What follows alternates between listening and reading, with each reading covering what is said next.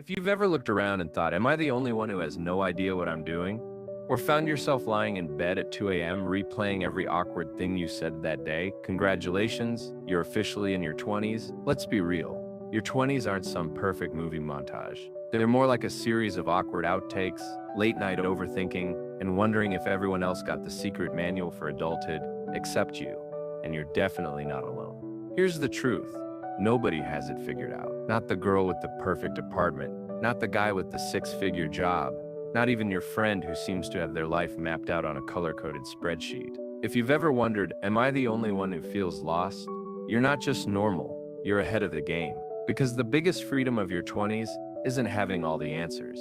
It's realizing you don't need them. I've talked to dozens of people in their 30s and 40s about their 20s. Not one said, I wish I'd had my life perfectly planned. Most wish they'd stressed less, experimented more, and stopped comparing their behind the scenes to everyone else's highlight reel. So if you're feeling lost, anxious, or like you're falling behind, pause. You're exactly where you're supposed to be.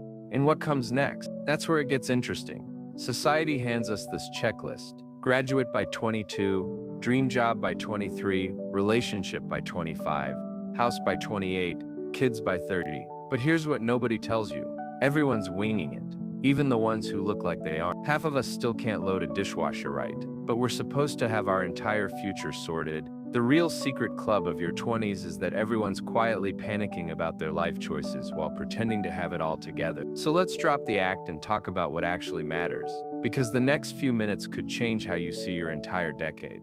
Stay with me, because what you're about to hear might just set you free. Chapter 1, The Identity Lab. Your 20s are the ultimate identity laboratory. This isn't the final performance, it's the dress rehearsal, the behind-the-scenes chaos before the curtain ever rises. You get to try on different roles, accents, and even questionable haircuts, all in the name of figuring out who you might become. Think about it. Every new experience is a test tube. Every mistake is just more data for your experiment. Maybe you take a ceramics class and discover you're not the next Picasso, but you love the way clay feels in your hands. Or you move to a new city and realize you're actually an introvert who needs more alone time than you thought. The point isn't to find your one true self, it's to collect enough self-knowledge to make choices that actually fit you, not the version of you that looks good on paper. And here's the plot twist. Changing your mind isn't a character flaw, it's growth. The person who tries 10 different paths gathers more useful clues than the one who stays on a single road out of fear. We all know someone who's been in the same job since college and secretly wonders what else might have been possible. Don't let that be your story. So what's one experiment you could run this month to discover a new side of yourself? Maybe it's as small as trying a new hobby, or as big as saying yes to something that scares you. The lab is open and you're the sign. Chapter 2, Relationship Economics. Let's talk about something nobody warns you about. Not all relationships deserve equal investment. Your 20s are when you realize your social life isn't a group project, it's a portfolio. And just like with money, some investments pay off for years, while others drain your energy faster than a phone on 1% battery. Think about it. In high school, friendships happened by proximity. Same classes, same cafeteria, same inside jokes. But now, you're the portfolio manager. Some friends are high maintenance with low returns. Every hangout leaves you feeling emotionally overdrawn. Others are low maintenance but yield massive dividends. Support, laughter, growth. Here's the Marie Kondo moment for your social life. Which connections actually spark joy and growth? And which ones are just taking up space in your emotional closet? It's not about having the most impressive social circle. It's about building a genuine support system. The courage to outgrow relationships that no longer serve you creates space for connections that will actually sustain you through life's plot twists. And here's a truth bomb. Quality always trumps quantity. Research shows strong social connections are better predictors of happiness and longevity than money, status, or even physical health. So next time you're scrolling through your contacts and realize you haven't spoken to half of them in years, don't feel guilty. That's not failure, it's evolution. Who actually energizes you and who leaves you feeling empty? Take a second to think about it, because coming up, we're diving into the money moves that can set you up for freedom, not just survival in your... Stay with me. Your future self will thank you for this next part. Chapter 3, Money Moves. Let's get real. Your bank account in your 20s might look like a desert, dry, unpredictable, and occasionally blessed by a random oasis. Thanks, birthday money. But here's the plot twist. The financial habits you build now are way more powerful than the numbers in your account. Here's a stat that should stop your scroll. If you invest just $200 a month starting at 25, by the time you're 65, you could have over just from letting time and compound interest do their thing. Wait until 35 to start, you'll have less than half that. That's a $350,000 difference, all because of a single decade. But this isn't about getting rich quick or flexing for social media. It's about buying yourself freedom. Freedom to say no to jobs you hate, to move cities, to take risks, to breathe easier. Every dollar you save or invest is like planting a seed for your future self. And trust me, your future self is begging you to start now, even if it's just a little. We've all made that late-night impulse buy that felt essential in the moment, only to forget about it a week later. Meanwhile, your future self is silently screaming, "Please, just set up that automatic transfer to savings." Here's the mindset shift. It's not about deprivation, it's about intentionality. Spend on what actually brings you lasting value, not just fleeting satisfaction. And if you're thinking, "But I barely make enough to save anything," remember, it's not the amount, it's the habit. Small, consistent actions now create massive results later. So what's one tiny money move you could make this week? Because up next, we're talking about the one investment you can't buy back later, your health. Chapter 4, Health Baseline. Let's talk about the one thing you can't buy, fake, or procrastinate forever, your health. In your 20s, your body is basically running on factory setting. You can pull all-nighters, eat pizza for breakfast, and somehow still function the next day. But here's the catch.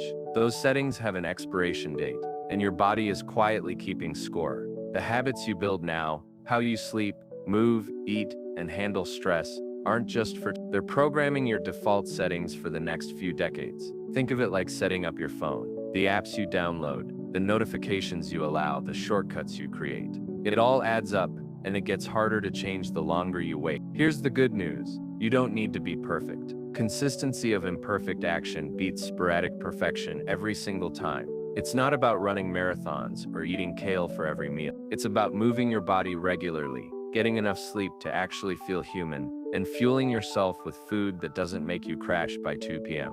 And let's be real, remember the first time you couldn't bounce back after a night out? That moment when you realized, wait, I actually need to recover now. Yeah, your body is already taking notes. The little choices you make today, stretching for 5 minutes, drinking water, going to bed before 2 a.m., are like deposits in your health savings account. Your future self will thank you big time.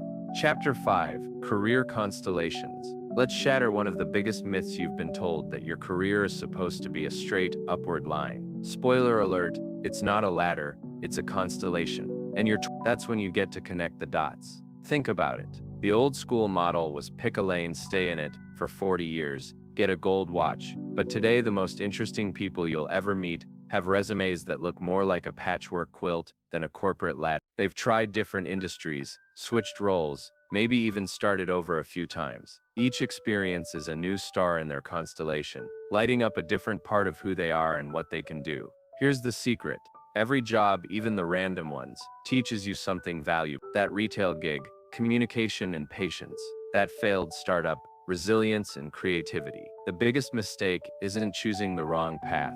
It's staying on a path that's wrong for you just because you're afraid to start over. And let's be honest, we've all sat in a job interview trying to convince someone and ourselves that we've always dreamed of this exact position, when really we just need the paycheck and a little experience. But the real growth, it happens after you get in the door, when you start connecting the dots between what you're good at, what you enjoy, and what actually matters to you. Chapter 6, Learning Mindset. Here's a twist nobody tells you. Your real education starts the moment you leave the classroom. In your 20s, life becomes an open book test, but nobody hands you the answer key. Suddenly, you're expected to know how to negotiate rent, file taxes, or fix a leaky faucet, and you're just Googling your way through adulthood like the rest of us. The most valuable skill you can develop right now isn't any single expertise, it's learning how to learn. In a world that's changing faster than your phone's operating system, curiosity is your greatest superpower. Forget about collecting credentials just to impress people. The real flex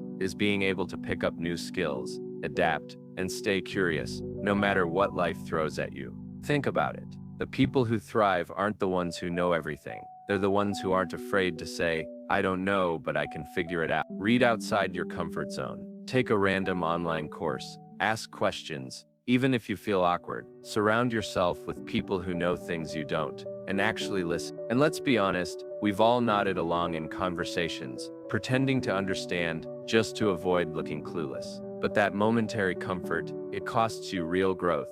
The most successful people never stop being voracious learners, no matter how much they've achieved. Chapter 7, Building Independence.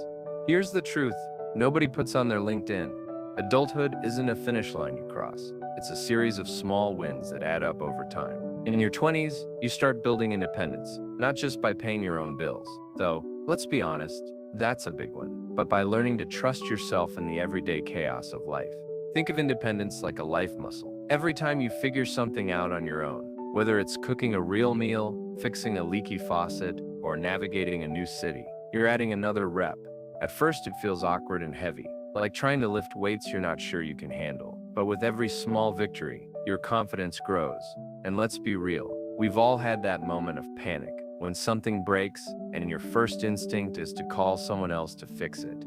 But the pride that comes from solving it yourself, that's a quiet kind of confidence that sticks with you. Independence isn't about doing everything alone. It's about knowing you can handle things and choosing when to ask for help, not because you have to, but because you want to. It's emotional, practical, and even financial. It's learning to regulate your own feelings, manage your time, and make decisions that actually serve you, not just what everyone else expects. So what's one thing you could figure out yourself this week, instead of reaching for the phone? Chapter 8, Courage Curriculum.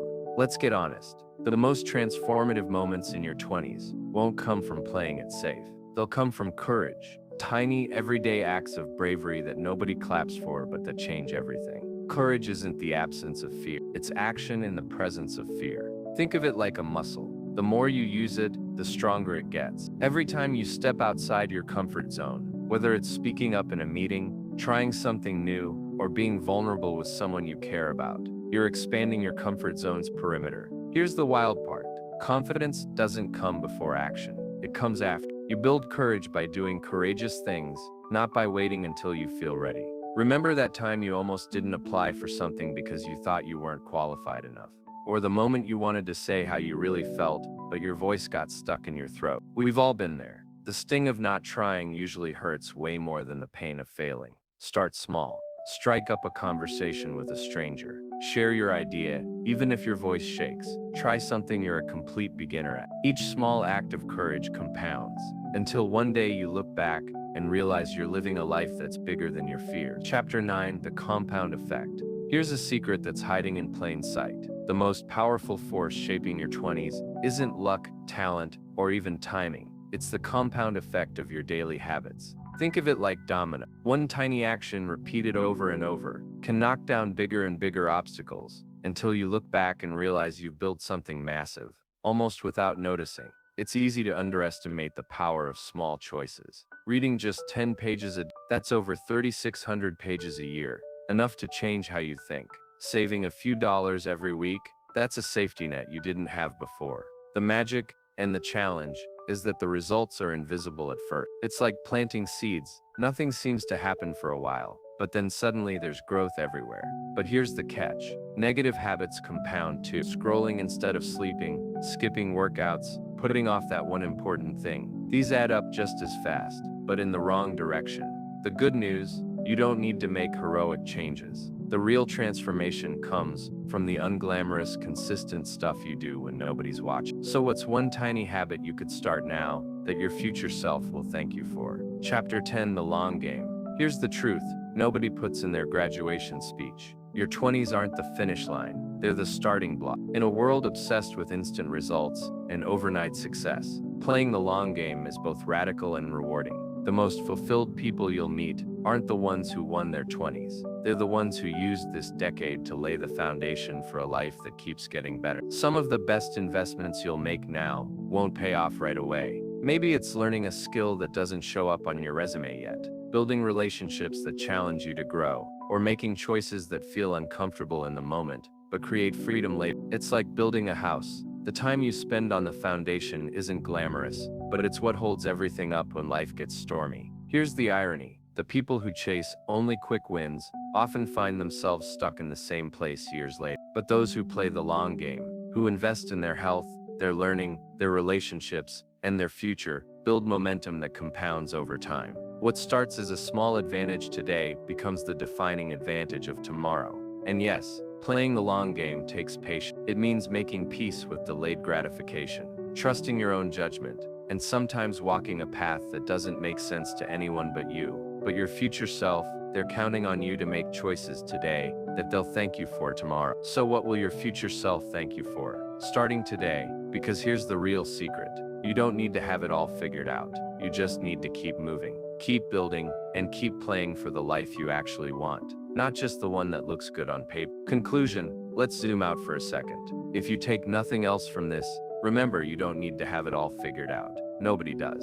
What actually matters is that you keep moving, keep experimenting, and keep building one small win at a time. Every awkward first step, every tiny habit, every risk you take or lesson you learn, it all adds up. That's how you build a life that's truly yours. So if this hit home, join the journey. Your future self is waiting. And trust me, you're a lot further along than you think. Your 20s aren't about perfection, they're about progress. And the best part, you get to write the next chapter, starting right now. Before you go, I want to hear from you. What's one small win or lesson from your 20s, or the decade you're in that you wish more people talked about? Drop it in the comments. I read every single one, and your story might help someone else feel less alone. If you got value from this, hit that like button so more people can find this message. And if you're ready for more real talk about building a life that actually fits you, make sure you subscribe.